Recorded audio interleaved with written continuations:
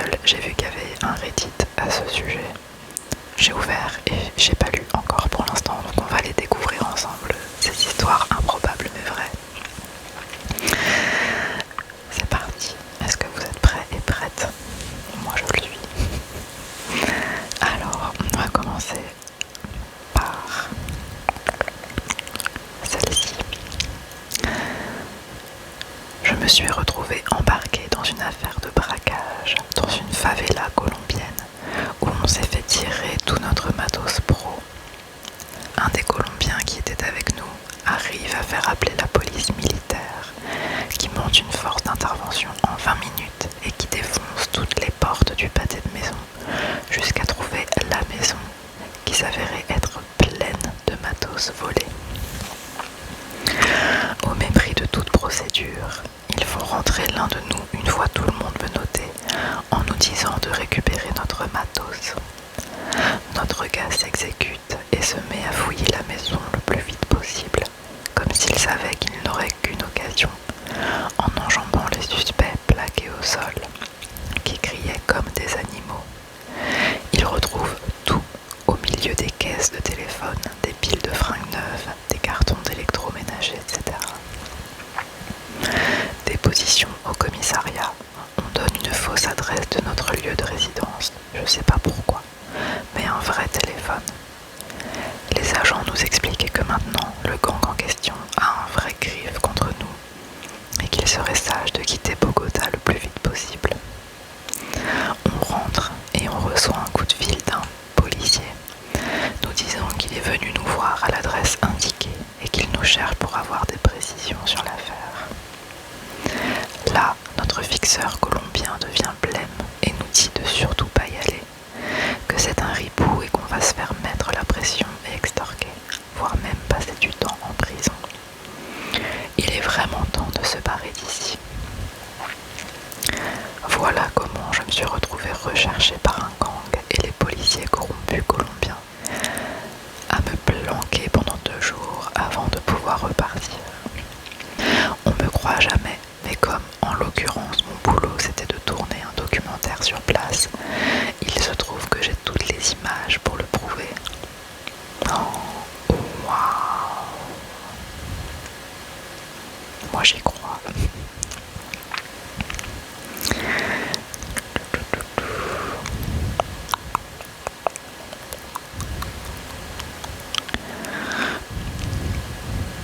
Mon histoire d'appendicite. J'ai 12 ans. Je prétexte un mal de ventre pour ne pas faire de sport. On m'envoie à l'infirmerie. Tu veux qu'on appelle ta mère? On appelle ta mère. Ma chérie, maman est là. On va chez le médecin. On va chez le médecin. Auscultation, c'est probablement l'appendicite. En route pour l'hôpital.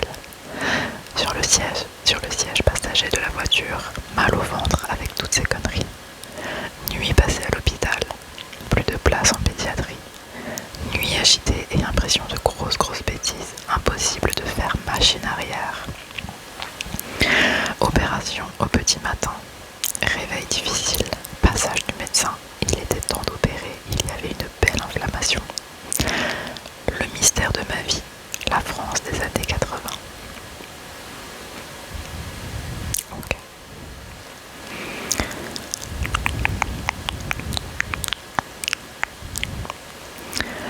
Je me suis déjà fait crier dessus par Vladimir Poutine alors que je venais d'arriver à l'ambassade de France à Moscou et que je ne parlais pas un mot de russe à l'époque. Autre anecdote, j'avais comme voisin Dominique de Villepin quand j'étais encore enfant et ses enfants causaient régulièrement des fuites d'eau entre nos 2 appartes, ce qui a ruiné des peintures flamandes non assurées qui coûtaient plusieurs dizaines de milliers d'euros.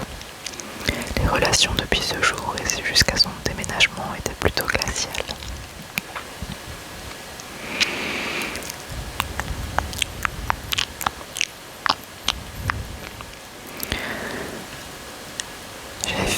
J'ai fait un New York-Paris en Concorde.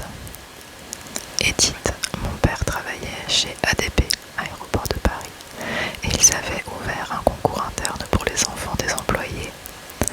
Il fallait dessiner l'aéroport du futur.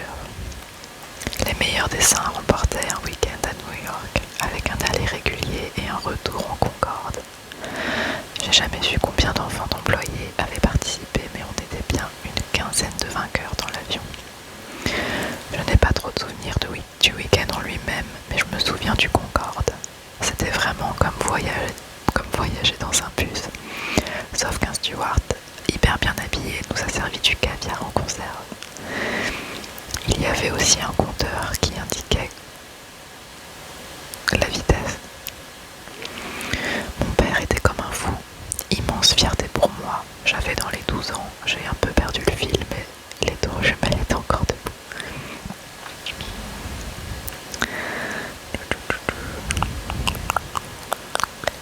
Enfant, j'ai trouvé 400 francs utilisés comme marque-page dans une bande dessinée à la bibliothèque municipale. Je sais pas si ma tête a été la plus folle quand j'ai compris.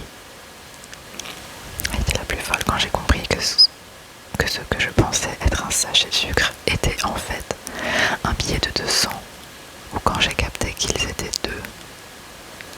Attends quoi? Je sais pas si ma tête a été la plus folle quand j'ai compris que ce que je pensais être un sachet de sucre était en fait un billet de 200, ou quand j'ai capté qu'ils étaient deux, d'accord. Bref, du haut de mes 8 ans et avec mes 10 francs d'argent de poche par semaine, j'avais un peu l'impression d'avoir gagné au loto. Ah oui, tu m'étonnes.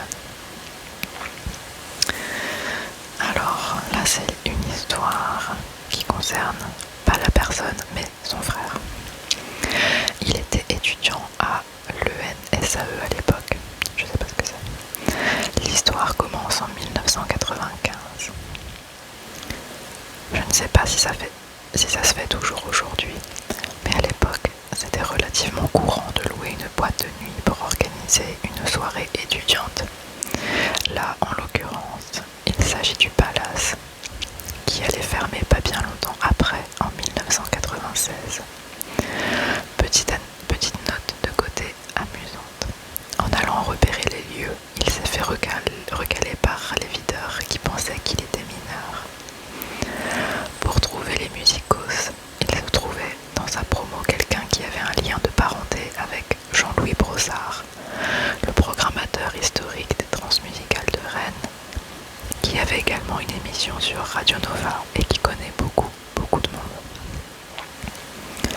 Brossard leur avait trouvé quelques groupes DJ qui pouvaient assurer la date, dont Cut Killer, le type qui mixe dans les tours dans la haine, et un duo qui commençait à bien faire parler de lui sur la scène parisienne et au-delà, Daft Punk. Rendez-vous est pris pour discuter des détails dans le bureau de Brossard. Tout le monde était ok pour la date, le lieu, tout. Le cachet pour le duo Daft Punk, 50 000 francs, environ 12 000 euros, ajusté pour l'inflation. Ils étaient sur Paris à l'époque, donc pas de défraiement prévu pour le déplacement. Aucun papier signé, on se fait confiance. Petit souci.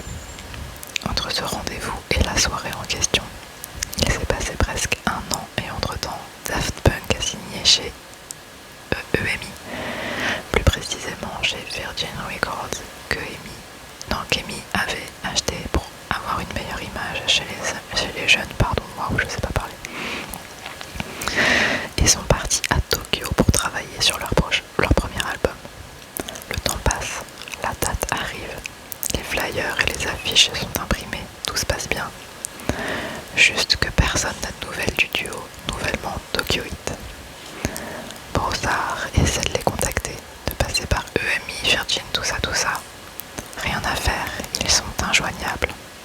Ils n'avaient pas encore leur casque à l'époque, mais étaient déjà un peu particuliers. 24 heures avant la soirée, toujours aucun signe.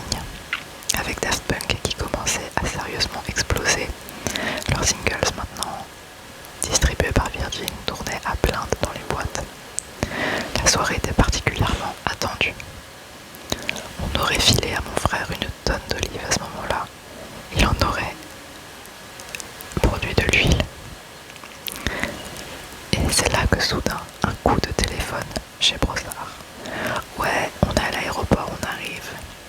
Ils sont venus faire leur set sans prolongation vu qu'ils étaient en plein jet lag, mais ils ont tenu parole. Ils ont probablement payé plus que leur cachet ce jour-là pour faire l'aller-retour depuis Tokyo avec leur matos, platine,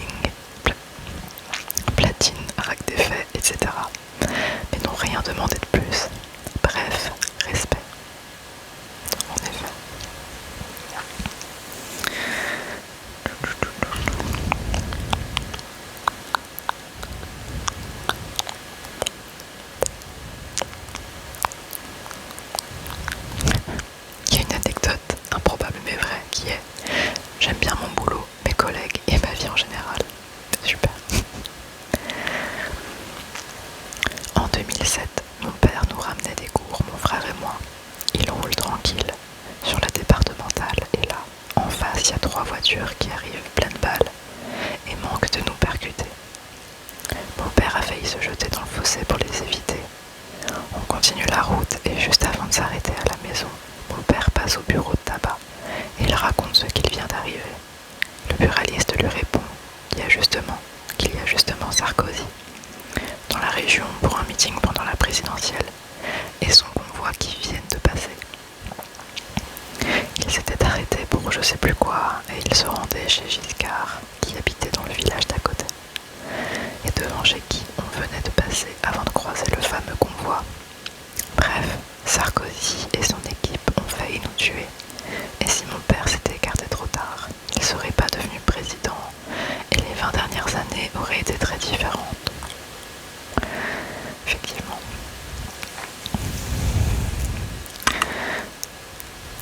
Quand j'étais étudiant, j'ai volé un verre de bière à un festival sur la plage et il devait y avoir autre chose que du malt et du houblon là-dedans. Parce que j'avais beau être relativement sobre, je me suis retrouvée au stade de légumes ambulants plus vite qu'une Bugatti va de 0 à 100. En déambulant plus tard dans les rues, essayant vainement de rejoindre mes avis qui avaient décalé dans un bar, je suis tombée sur un type qui s'est fait agresser à la machette sous mes yeux et ceux de plusieurs autres qui s'enjaillaient. J'aurais peut-être dû lire avant de vous raconter ça parce que si vous essayez de vous endormir avec cette vidéo, bon bah c'est pas l'idéal. Adrénaline, je sais pas, mais ni une ni deux, voyant tout le monde paniquer et rester figé sur place sans aller l'aider. J'ai improvisé un bobard comme quoi j'étudiais la médecine et que je connaissais la procédure à suivre. Je l'ai mis en PLS, demandé à l'une des personnes présentes d'appeler les secours et à une autre de prévenir le videur du pub d'à côté et lui demander de nous faire parvenir un seau de glaçons afin que je puisse remplir mon t-shirt de glaçons et le maintenir sur sa plaie afin de limiter l'hémorragie. J'étais même pas vraiment sûre de ce que je racontais. Au final, ça a très bien marché. Les secours et la police sont arrivés et malgré que je devais être chargée comme un mulet, on ne m'a pas spécialement retenue vu que je ne pouvais rien dire de particulier sur l'agresseur, mettant sans doute pour le reste mon état sur le compte du choc. À ce jour, je n'ai pu raconter cette histoire qu'à mes amis que j'ai finalement retrouvés ensuite avec mon t-shirt rempli de sang. Je me suis abstenue, sinon persuadée qu'on y croirait jamais tellement. Waouh, quoi? Je me suis abstenue, sinon persuadée qu'on n'y croirait jamais tellement c'est une suite d'événements improbables. Ah et oui, j'ai aussi plus jamais chipé de verre à des inconnus. Oui, bah tu m'étonnes. Très mauvaise idée.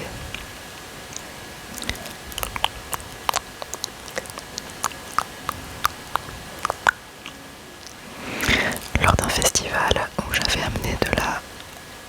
Ah, je vais pas lire ça. Next. J'ai fait le trajet Bretagne-Suède en bus d'une traite aller-retour pour 7 €. Waouh! Sinon, une fois, je me suis retrouvée au milieu d'un vol à main armée dans un magasin. Sauf que j'étais trop pris dans mes trucs et j'ai rien calculé. Mon absence de réaction a un peu déstabilisé le mec qui a juste continué ses affaires. Le staff du magasin m'a jeté des regards chelous quand je suis sortie. Et c'est au moment où j'ai remarqué que la caissière était à l'extérieur du magasin que j'ai capté ce qui s'est passé. Ok.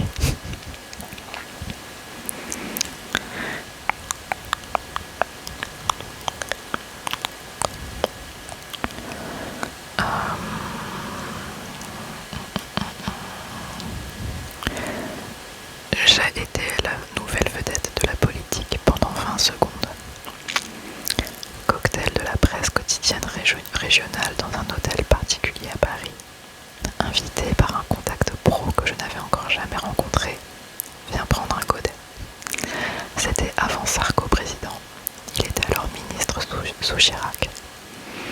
Je me pointe et un petit attroupement à l'entrée du jardin. Un aboyeur annonce les noms des convives, Monsieur Dupont. Et Monsieur Dupont descend alors les marches pour nous rejoindre le cocktail dans le jardin.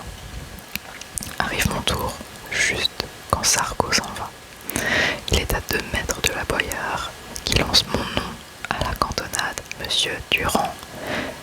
Et Sarko qui me salue, bonjour Monsieur Durand. Tout le monde me dévisageait, comme si j'étais la nouvelle star qu'il ne connaissait pas. Quelqu'un est venu ensuite me demander qui j'étais, et il a semblé déçu. Le bal des vanités. Ok, dis donc, il y a beaucoup de Sarko dans ces histoires.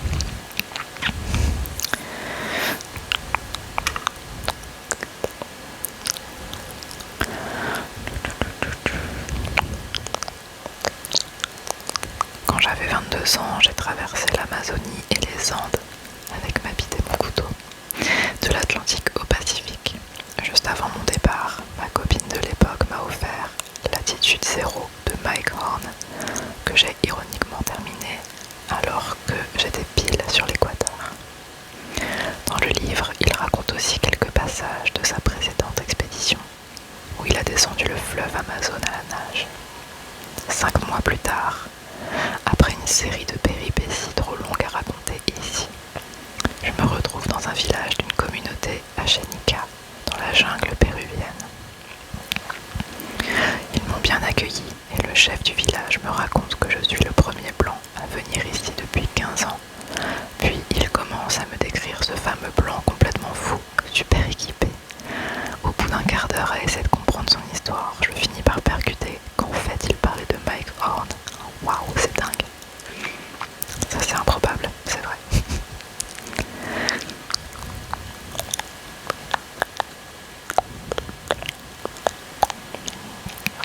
Quand j'avais 13 ans, j'ai fini au poste pour avoir fait sauter une bombe dans un champ.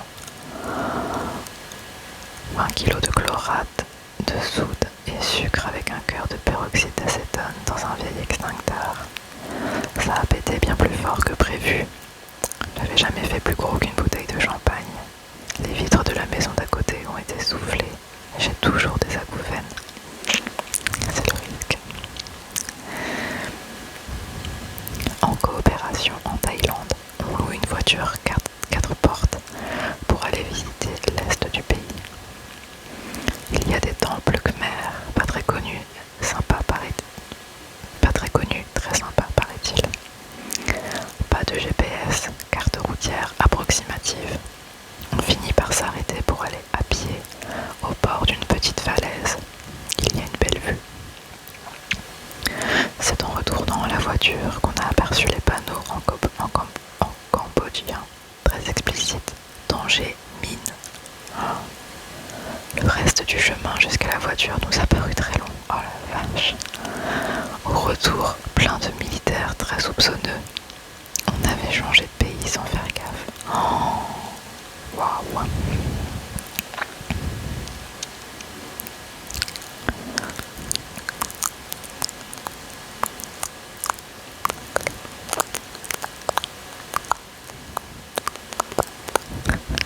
Quand j'avais 7 ou 8 ans, j'ai manqué de me faire écraser par le véhicule de et avec Jean-Marie Le Pen à l'intérieur. Okay.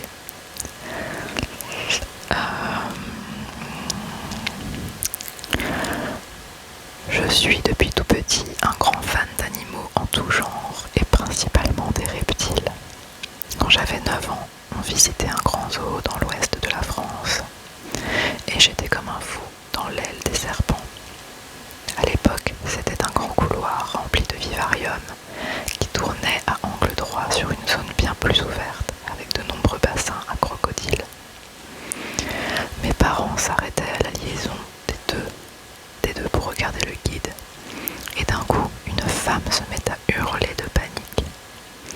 Il s'avère qu'un endroit à l'arrière des enclos à serpents était simplement grillagé et dissimulé derrière une grande plante que le petit chieur que j'étais avait rapidement écarté.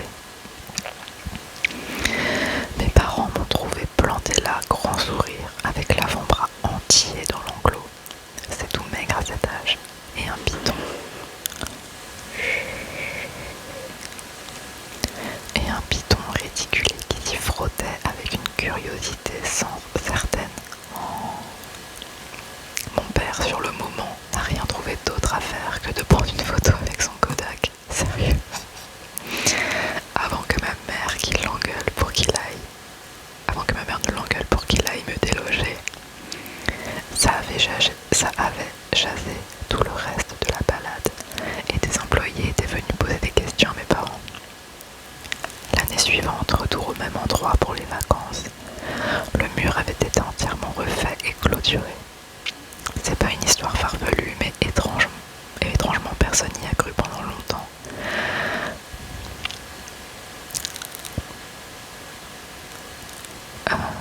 Je comprends pas la phrase. C'est sûrement malgré le fait que quelque part dans les albums photos au grenier, il y a un joli portrait qui immortalise. Il manque des mots, mais bref, vous avez compris. Oh, purée. Les enfants, des fois, on est un peu dénués de toute peur. Ouais, c'est chaud.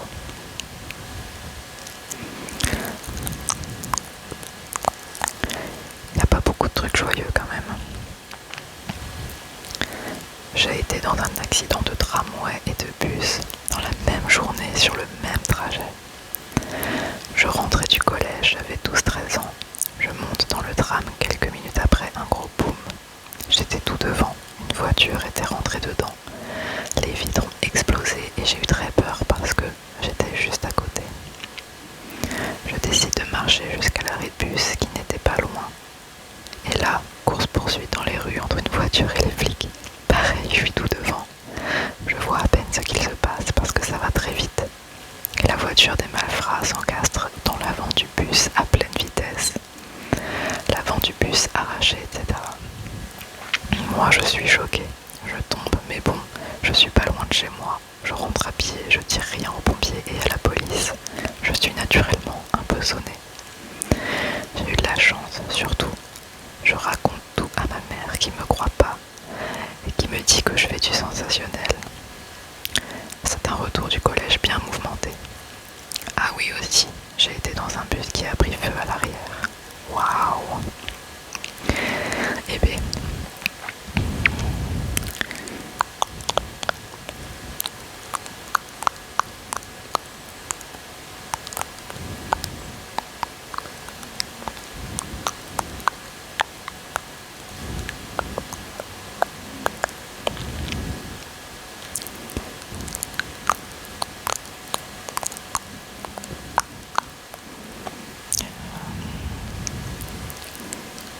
voilà, décidément. Bon. Je suis rentrée par erreur dans une planque de terroristes protestants à Belfast. Je me baladais pour voir les graffitis unionistes et loyalistes en Irlande du Nord, quand un gus en face d'un bar me demande d'approcher. Étant sûr de la gentillesse et de la bienveillance des lads, je m'approche du type qui m'a l'air d'avoir passé sa nuit entre Bédo et Guinness. Il me met en garde qu'il ne faut pas regarder les tags des unionistes, car c'est de la propagande, et me propose de rentrer dans le bar pour me montrer la vraie histoire. Je rentre et évolue dans ce bar qui pue la clope, le sol collant sous mes baskets. Le Gus me présente des photos et des cadres où sont entreposées des armes de la Grande Guerre et m'explique que les catholiques n'ont jamais défendu l'Europe et que ce sont les protestants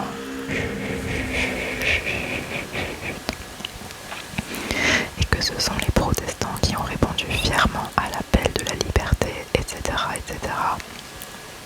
Le blabla traditionnel que chaque Irlandais te dépeindra, quel que soit le côté. Le mec est plutôt agressif, donc je fais mine d'être d'accord avec lui. Là, il met une main sur mon épaule et me dit de son suave accent nord-irlandais: si les catholiques refoutent les pieds dans ce quartier, on les tue tous. Waouh! Il me fait descendre dans la cave et je me retrouve dans un caveau pas éclairé qui devait servir à stocker la bière.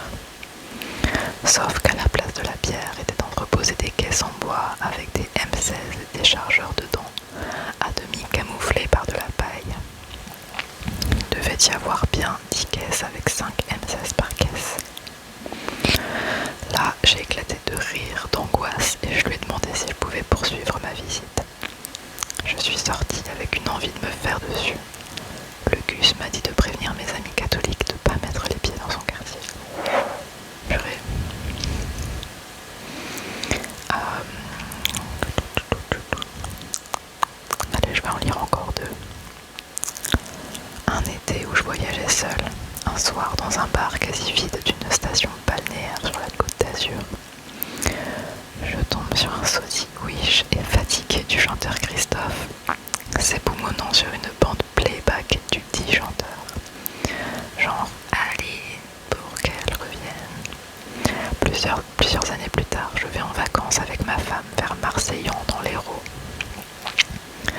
soir, après un resto, on déambule dans les rues. C'est mon moment préféré. Marcher le soir après manger quand il fait chaud, mais bref. Et on entend très loin un gars chanter du Christophe. Je lui raconte que j'avais déjà vu un sosie de Christophe il y a longtemps. On s'approche d'un bar avec 2-3 couples de retraités à l'intérieur. Oui, c'était le même, le sosie de Christophe. Bon, ok, c'est pourri.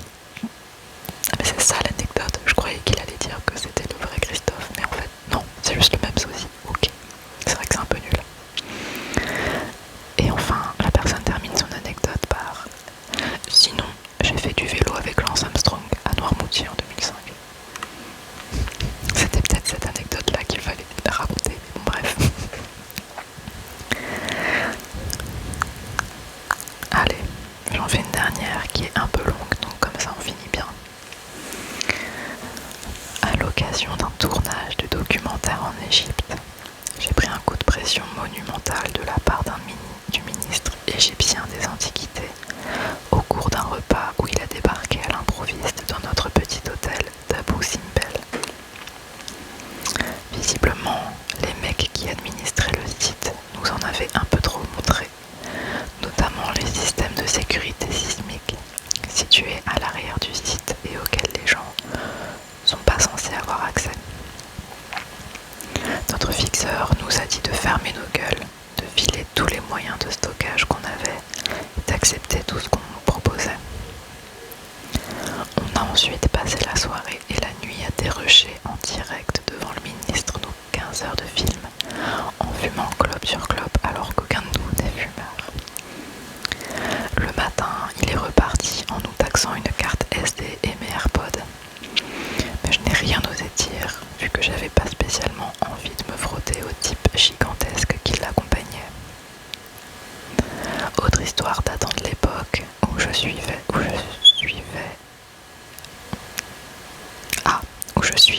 Feu, mon prof de guitare, sur quelques représentations. Désolé, c'était mon frigo. On est invité pour jouer à l'anniversaire de la fille d'un riche diamantaire qui habite aux alentours de Toulouse. On charge sa voiture, une vieille Saab, décapotable, et c'est parti.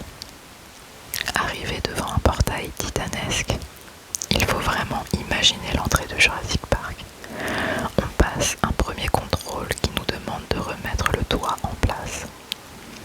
On s'exécute en se demandant ce que ça peut bien leur foutre, mais on n'obtient pas d'informations supplémentaires. On passe un second portail, avance sur un chemin, et d'un coup on entend un BAM sur le toit. Immédiatement, on se demande si quelqu'un nous balance des putains de rochers dessus, ce qui est une façon d'accueillir les invités de façon bien peu correcte, avant de voir lentement glisser une queue rayée sur le pare-brise. Il s'avère que notre hôte s'était alloué la compagnie de 2 tigres qui traînaient dans son jardin, mais n'avait pas jugé utile de nous prévenir. Inutile de dire que même si les animaux étaient dressés, ça faisait bizarre de jouer au bord de la piscine avec 2 tigres à 10 mètres. Oh wow. Clou du spectacle, au moment du cadeau, une énorme boîte rose posée au bord de la piscine. La fille, déjà pas mal éméchée, déballe le truc comme dans les films en tirant sur un cordon. C'est un superbe cabriolet, elle monte dedans, démarre, passe la marche arrière. Le pneu glisse sur la margelle. La voiture flambant neuve tombe dans la piscine. Heureusement, le mari de celle-ci l'a sorti rapidement de la flotte. Et la soirée a continué comme si de rien n'était, avec un cabriolet au fond de la piscine. Ah, il a sorti la meuf et pas la voiture. Oh, putain, pardon, purée. Ok, j'avoue, cette anecdote, elle est quand même pas mal. Bravo. Dites-moi quelle anecdote vous avez préférée. Il y en avait quand même pas trop mal. J'espère que ça vous a plu et si c'est